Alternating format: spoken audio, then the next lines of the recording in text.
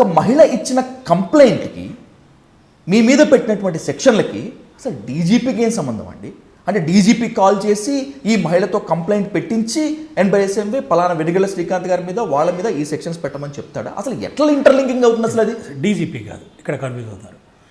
ఈ సవాంగ్ అప్పుడు సిపిగా ఉన్నాడు, commissioner of police. Commissioner of police. Kesineni Nani అనేవాడి గురించి మీకు తెలియదు, కానీ ఇక్కడ సొసైటీలో ఉన్న ప్రతి ఒక్కడు కేశినేని నాని ఏంటంటే తెలుసు. అంటే మీకు చిన్న 2-3 ఎగ్జాంపుల్ చెప్తా. అసలు మీకు ఎవరికి తెలియదు, విజయవాడ వాసం కాబట్టి మాకు తెలుసు. కేశినేని నాని మెంటాలిటీ అంటే బస్సులు తిప్పే రోజుల్లో డబ్బులు ఇవ్వాల్సి వచ్చి కంపెనీలకి కేశినేని ట్రావెల్స్ నడుపుతూ యాపిల్ ఫైనాన్షియల్ కార్పొరేషన్ అనేది ఒకటి ఉండేది. ఓకే. దానిలో ఫైనాన్స్ తీసుకుని ఫైనాన్స్ కట్టక ఈ ఫైనాన్స్ కలెక్ట్ చేసుకుంటే ఎగ్జిక్యూటివ్స్ వస్తారు కదా, వాళ్ళ దగ్గర ప్రింట్ వేసిన బుక్ తీసేసుకుని వాళ్ళకి ఆ రోజుల్లోనే 5 లక్షలు 10 లక్షలు ఇచ్చి మీరు ముంబైలో సెటిల్ అయిన, ముంబైలో మా వాళ్ళు ఉన్నారని చెప్పి ముంబై పంపించేయటం, ఢిల్లీ వెళ్ళిపోండి ఇదిగో 10 లక్షలు తీసుకుని మీ జీవితం ఎందుకంటే రాదని పంపించి తీసుకుని దాని మీద 20 లక్షలు ఇచ్చాం, 10 లక్షలు ఇచ్చాం, అక్కడ 30 లక్షలు ఇచ్చాం, అంత ఇచ్చాం, ఇంత ఇచ్చామని ఆ రోజుల్లోనే 4.5 కోట్లు ఎగ్గొట్టి కోర్టులో వేశాడు. యాపిల్ అనే సంస్థ పూర్తిగా సర్వనాశనం అయిపోయి పడిపోయింది, క్లోజ్ చేశారు. అది అంటే ఎలాంటి గనుడు? సరే పోనీ ఇది ఎవరికి తెలియదు కాబట్టి ఏదో నేను చెప్పాను, లేకపోతే ఇంకోళ్ళు ఒకరిద్దరు చెప్పారు, పోనీ ఏదో ఎలిగేషన్ అనుకోండి. మీకు తెలిసిందే ఒకటి చెప్తున్నా, పబ్లిక్కి తెలిసింది. పిఆర్పి పార్టీ పెట్టారు. పిఆర్పి పార్టీ పెట్టినప్పుడు చిరంజీవి గారు అందులోకి కేశినేని నాని వెళ్ళాడు.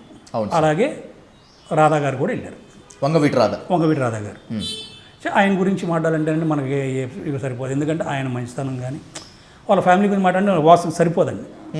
ఆయన గురించి వాళ్ళ గురించి అవసరం, చిన్నపల్లి సింగ్ గారి గురించి మాట్లాడాలన్నా మనకి ఇంటర్వ్యూ టైం సరిపోదు, అది చెప్తున్నాను వాళ్ళు, అది వేరే సబ్జెక్ట్. అయితే వాళ్ళతో గొడవ అన్నమాట. ఎందుకు? నోటి దోల, లూజ్ టాక్ అనేది బేసిక్గా తన పుట్టుకతోనే ఉంది. అది కేశినేనికి నోటి దోల. ఇది ఎవరికి తెలియదు.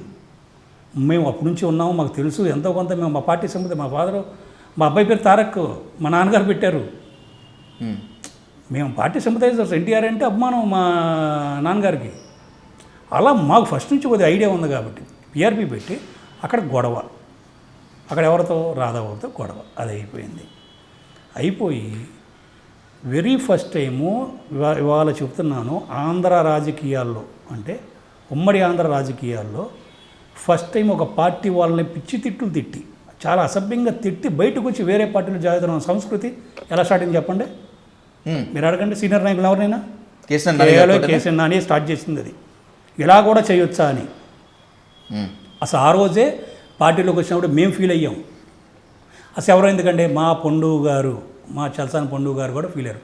ఇలాంటి దుర్మార్గులు, ఇలాంటి వాళ్ళు పార్టీలోకి రాకూడదు, ఇది మంచి సంస్కృతి కాదు, మనం ఎంకరేజ్ చేసినట్టు అవుద్ది ఇది, కానీ చేసేదేం లేదు, లాస్ట్ మూమెంట్ ఇది. అసలు ఎంత దుర్మార్గం చెప్పండి. చిరంజీవి గారి పార్టీలో ఉండి ఇంటర్నల్ వ్యవహారాలు కూడా బయట మాట్లాడి వరస్ట్గా బిహేవ్ చేసి ఆ సంస్కృతిని స్టార్ట్ చేసినాడు కేశినేని నాని. అప్పులు ఏంటనేది ఊరంతా తెలుసు. డబ్బు సొంతాన్ని వాడుకుంటాడు, ఎవరికి కట్టడో. మా కేసు నాటికి నేను ఎంపీ అయిపోతే మీ అందరికీ తీర్చేస్తాను అంటే 1 సంవత్సరం తర్వాత స్టార్ట్ చేశారు అప్పులు అడగటం. సంస్థలో దాదాపు 1000 మంది పనిచేసి ఉంటే, 1000 అంతకంటే ఎక్కువ.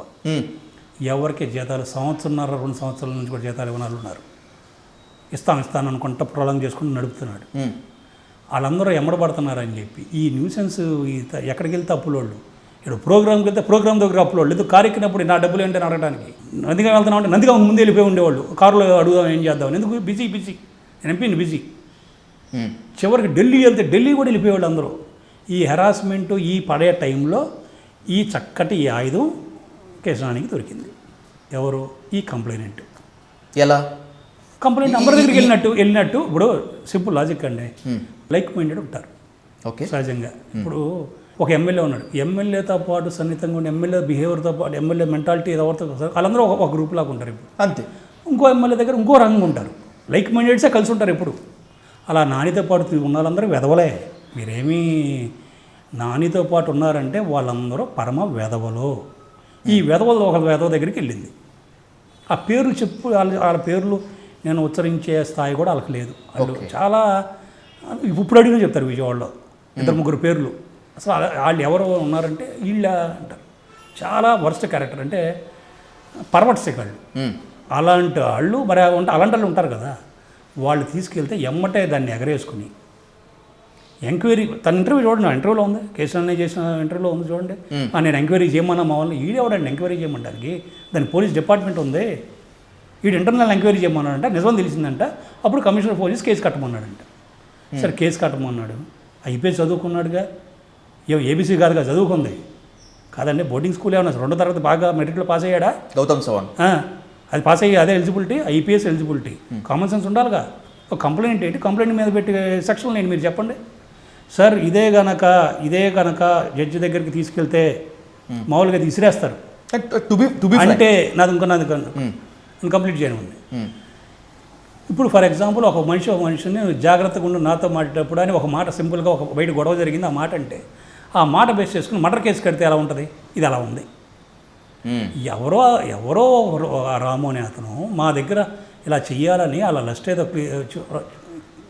తీర్చాలని చెప్పి అమ్మాయితో చెప్పడం ఏంటి, మేమేంటో అన్నో నెంబర్ చేయటం ఏంటి, మా మీద రేప్ కేసు కడతాం ఏంటి సార్. అందులో ఇంకోటి చెప్పాలి, అందులో రాజేష్, ఇండియాలో శ్రీకాంత్, వీళ్ళెవ్వరూ ఏమీ తెలియదు సార్ వాళ్ళకి. ఈ కేసు సత్యానంద గారు వీళ్ళెవ్వరికి ఏం తెలియదండి అసలు, ఈ కేసుకు సంబంధం లేదు అసలు. సరే వాళ్ళు మాతో పాటు వ్యాపారం చేసిన వాళ్ళు కాదు, ఫైనాన్స్ వ్యాపారం కూడా చేయలేదు వాళ్ళు.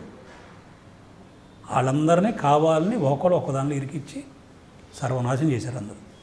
ఆ రోజు మీడియా అలా మెయింటైన్ అయిందండి. మీడియాకి ఎందుకు అంత ఆఫీస్ ఎందుకు?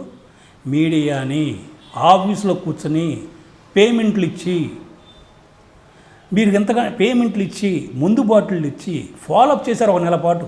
ఇంకా చేయండి, ఇంకా వేయండి, వాళ్ళు కూడా వేయండి అని. విజయవాడ మీడియా అందుట్లో ఉన్న ఒక పెద్ద పొరపాటు గవర్నమెంట్ పొరపాటు. ఆ రోజు చంద్రబాబు గారు ఈ కేసు రాగానే ఏమనాలి, కేసు గారు ఎవరు అప్పులు కట్టబాకండి అన్నారు. అసలు ఎవరు అప్పులు కట్టబాటం ఏంటండి, అసలు కేసు ఏంటి తెలవాలి కదా ఆయనకైనా. మొత్తం రాష్ట్ర వ్యాప్తంగా సర్వనాశనం అయిపోయింది వ్యవస్థ మొత్తం. నేను ఎప్పుడో వైజాగ్కి వెళ్తే వైజాగ్లో ఎవరో పెద్ద ఆయన కలిసి, నువ్వేనా బాబు శ్రీకాంత్ అంటే, నీ మూలంగా నేను సర్వనాశనం అయిపోయాను బాబు, రిటైర్ అయ్యా నేను, ఆ డబ్బులు తీసుకెళ్ళి ఇచ్చాను, వాళ్ళు కాలుమని కేసు పెట్టి పోలీస్ స్టేషన్ తిప్పుతుంటే దండం పెట్టి డబ్బులు వద్దని వచ్చేసాను కదా, నీ మూలంగా సర్వనాశనం అయిపోయాను నేను అన్నాడు. అసలు మేమే సర్వనాశనం అయితే ఇంకోటి మా పేరు చెప్తున్నాడంటే మా పరిస్థితి అంత దారుణం చెప్పండి. నేను అక్కడ ఉండగలను ఆయన ముందు, ఆయనకి ఈ స్టోరీ అంతా చెప్పినప్పుడు ఎలా చెప్తా? మీరు అడిగారు కాబట్టి ఒక సందర్భం దొరికింది. ఎగ్జాక్ట్లీ. వాళ్ళు చెప్తే వింటారు వాళ్ళు, సర్లే బాబు ఏదో చదువుతాలో నువ్వు అంటారు. అదే సీఎం అసెంబ్లీలో ఏం చెప్పారు, మీరు మీడియా ఇష్టారాజ్యంగా ప్రచారం చేస్తే ఊరుకోను, మీకుంటే మాకు రుజువులతో పాటు మాకేముండయి, కేసు కడతాం, యాక్షన్ తీసుకుంటాం, రుజువులు లేకుంటే మీ మీద చర్యలు తీసుకుంటాం అన్న నెక్స్ట్ రోజు నుంచి మళ్ళీ ప్రోగ్రాం పడలా.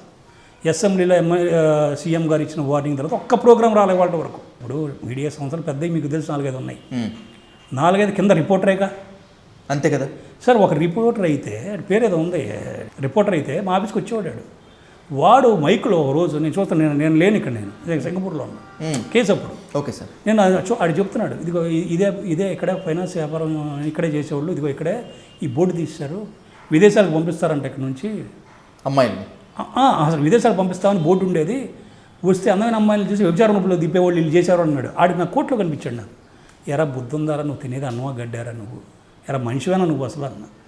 నాన్న సారీ అన్న, నాకు నేనేం చేయలేను అన్న అన్నాడు. అరే ఇక్కడ నుంచి అన్న, వాడు వెళ్ళిపోయాడు మొహం చాటేసుకుని. ఇది నాతో ఫేస్ చేసేటప్పుడు ఒక ప్రముఖ రిపోర్టర్ సంగతి నేను చెప్తున్నా. ఏది ఫోన్లో మైక్ అంతా ప్రచారం చేసి నాకు ఎదురు పడితే నాతో బిహేవ్ చేసిన విధానం అది, నేను బిహేవ్ చేసిన విధానం అని అతను రియాక్ట్ అయిన విధానం. అలా మీడియాని మెయింటైన్ చేసి కేసీఆర్ అని తన జోలికి రాకుండా ఒక సంవత్సరం కాపాడుకున్నాడు. తర్వాత అప్పుడు రోడ్డు మీద ఎక్కారు ఎవరో, కేసినేని ట్రావెల్స్లో ఉన్న యాజమాన్యం జీతాలు ఇవ్వాల్సిన రోడ్డు ఎక్కితే మళ్ళీ తర్వాత దాన్ని బాలసుబ్రహ్మణ్యం గారి మీద నెపం నెట్టేసి ఆయన ఆపమన్నారని చెప్పి ఆపేసి ఆయన మీద పెట్టేసి మొత్తం డబ్బంతా తగ్గొట్టేసి ఎవరిని వెళ్ళి డబ్బులు వెళ్ళినట్టు చంద్రబాబు గారు వెళ్ళి అడగండి, ఆయన ఆపి అన్నాడు, చంద్రబాబు గారు వెళ్ళి అడగండి.